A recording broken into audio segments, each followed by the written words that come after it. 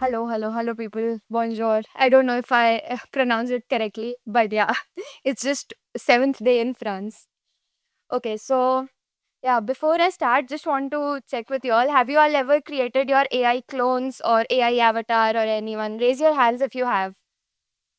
No, no one has. Okay. Okay, so my name is Tanisha, and today's talk is going to be about one of the conference that I did in Singapore. It was a Python conference, and there I didn't actually go to the conference. I just sent my or like created my AI clone, and it did like 20 minutes of live talking, all the conferences, and all like took the live questions and all of that. So, yeah, today's talk is going to be about that and how my experience was, what I learned, what I'm going to change in the next time if I do it. So, yeah, and a little bit about me. So, my name is Tanisha Sharma, and I am actually an AI developer relations engineer. I'm also a pilot, and yeah, I build a lot of stuff with AI, physical AI, like software AI, all of that stuff. And I also run a community called Project Humans in the Loop. It is also for AI builders, founders, and creators. And yes, I do travel a lot, talk in a lot of conferences, and yeah, that is about me. So I'll start with uh, the main part here. So yes, I did. I why I sent my AI clone to the conference was because I was actually flying and the conference dates collided actually with my dates of flying. So I thought, okay, I'm actually already building my own AI clone. Why not I create a 3D model of it through hologram or something and send it to conference instead of me going it. So that was actually the why behind it. It wasn't like a very uh, aha moment kind of why, but yeah, a very boring why because two events were colliding. But yes, I tried to figure it out in such a way. I like to put it in like a threat model way where the attacker, because it was a big room of like 500, 600 people. And in that room, I consider that the attacker were the senior engineers who were there during the conference, during the talk, who had to ask questions regarding how it has been going. So taking up those live questions is what I thought was the attacker's part of the like model. And asset, coming to the asset, which is my credibility, because if the clone does something wrong, goes the other way, so that is something that would definitely affect my credibility. So I had to make sure that I'm doing it correctly and it's not going all the way wrong for me and my future.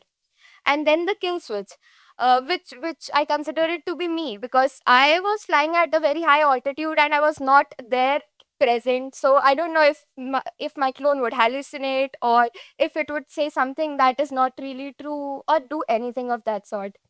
So yes, and the clone had full autonomy. So there was no rollback, no on call, and it was something like a person I would never hire myself, because if I have no rollback, nothing, then it's just like anything can happen anywhere. So yeah, that was there.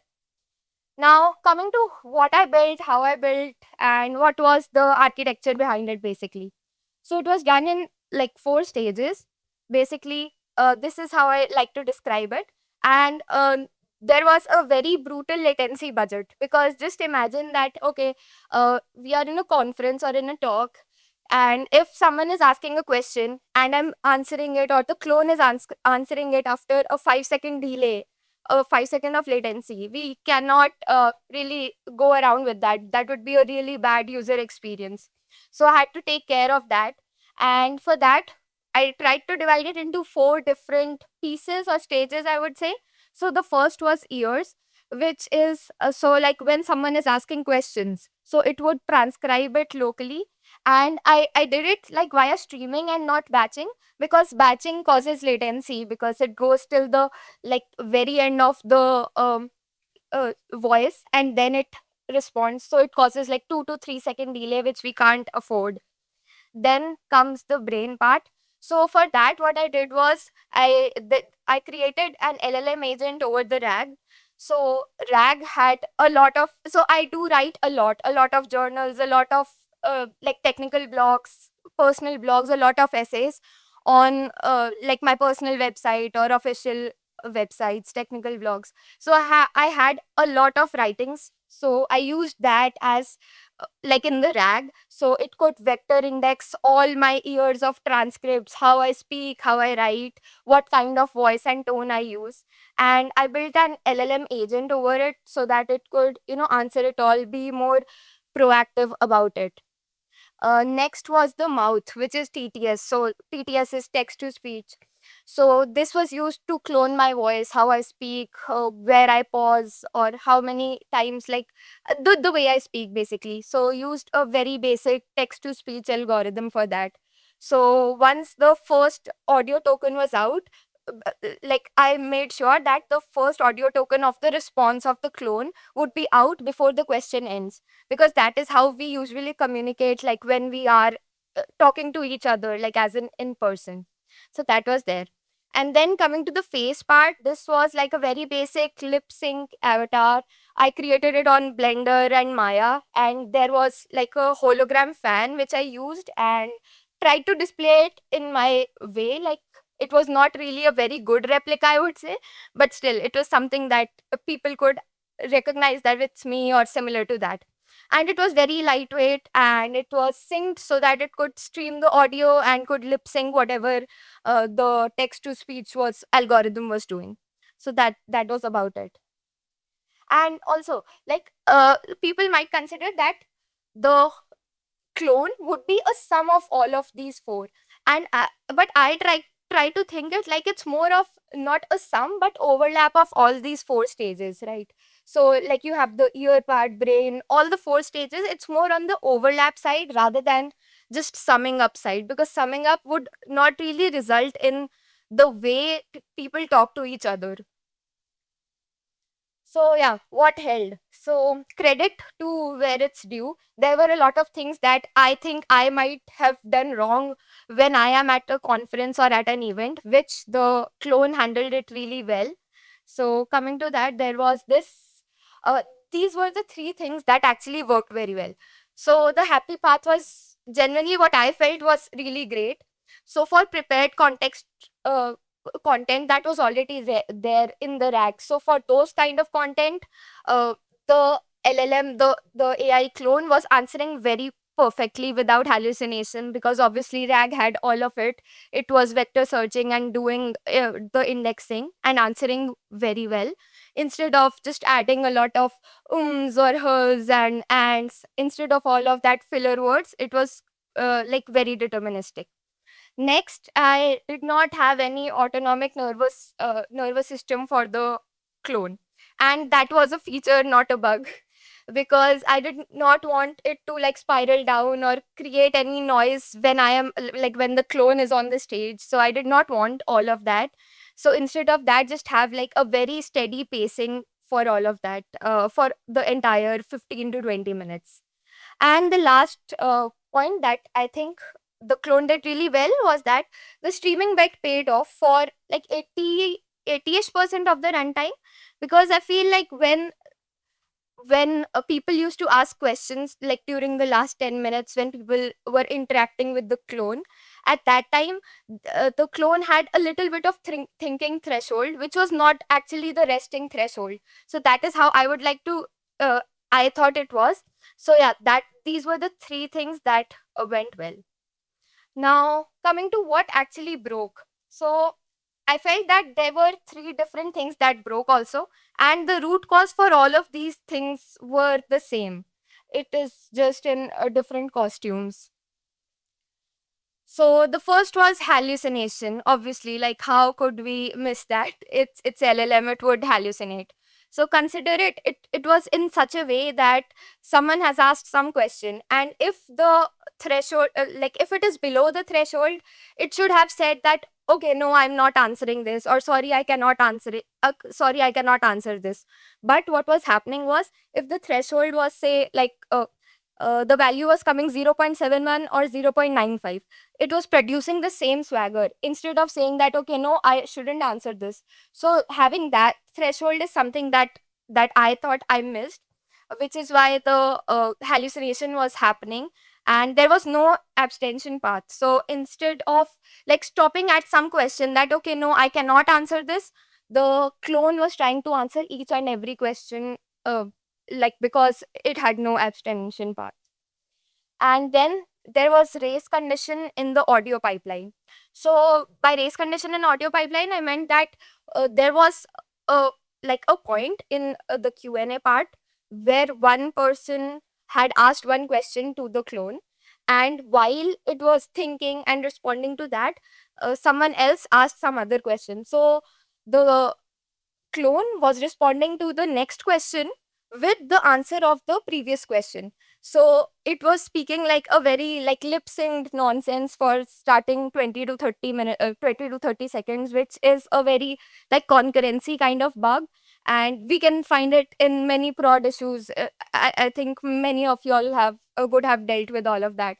So yeah, it was a concurrency issue, and there was no hot fix because I was flying up there and there was just the clone handling it all.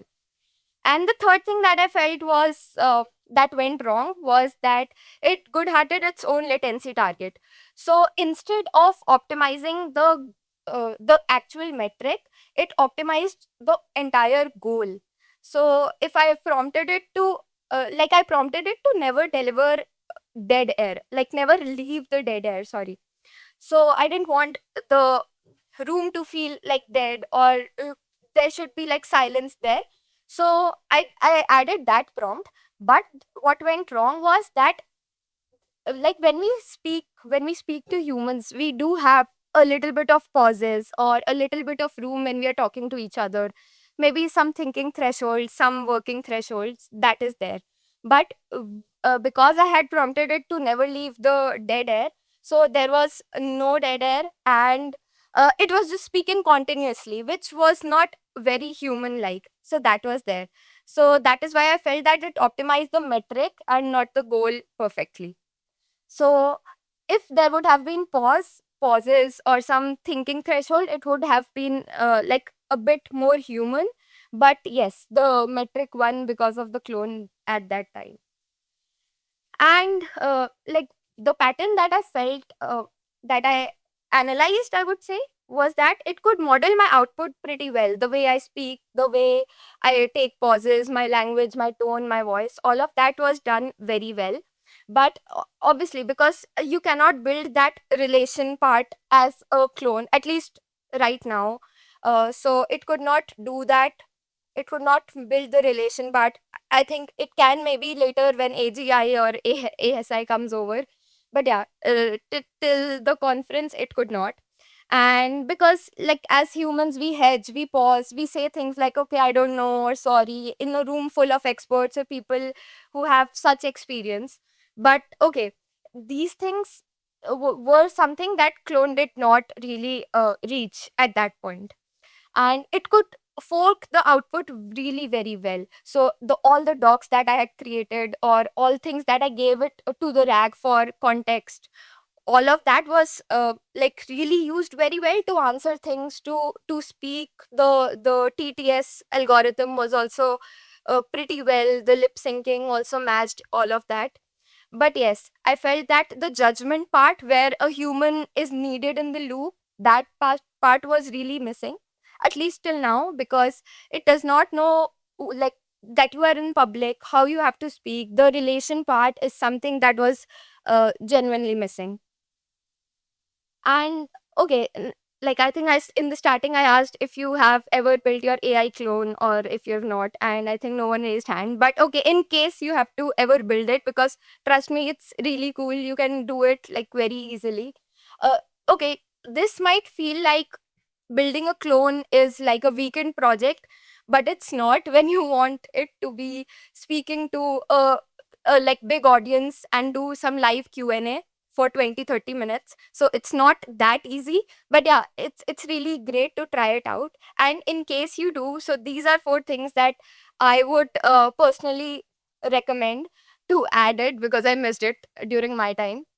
So first is to add an abstention path so that it stops when it knows that okay, this thing is going like below this threshold. I don't have to answer it. So have that thing over there. Then make silence a legal output. So like okay, it is okay to have zero dead air sometimes. It is okay. It feels very human. There is no need to keep blabbering anything just because there is 2 seconds of silence. So that is completely fine. Next is to have like turn taking lock on the pipeline, so that if people are asking questions to the clone, or yeah, basically to the clone, so you should have like a lock for that, so that you can use back pressure for that basically. So what you can do is that so that this concurrency doesn't occur. So when one question is asked, the clone responds to that question completely before it goes to the another one. So that should be there. And also obviously have a human in the loop, because you need a human when you are talking to so many people, so many developers or people in the computer science space. And when people are there live, so it's good to have obviously a human in the loop, at least till AGI comes over. So yes, and if you want to ask, or if you consider that, okay, can the machine actually take over, take over us, or can it not? So I feel for content, definitely at this point it definitely can, because it does all of the stuff very perfectly. It includes like docs, plates, first drafts, anything that involves a lot of content, that is, I feel, done very perfectly with AI and LLMs right now. But for your presence, I don't feel it is at that point, at that stage yet, because yes, it cannot calibrate uncertainty that is there. And when you're talking to people, you're building relations, so that part is completely missing uh, when it's just a clone talking to you. So that is there, and maybe I feel that that part is actually you, and that was also the reason why I felt that a human in the loop is always needed in this AI space or computer science space, I would say. And yeah, I think that is my time. If you have any questions, please feel free to ask.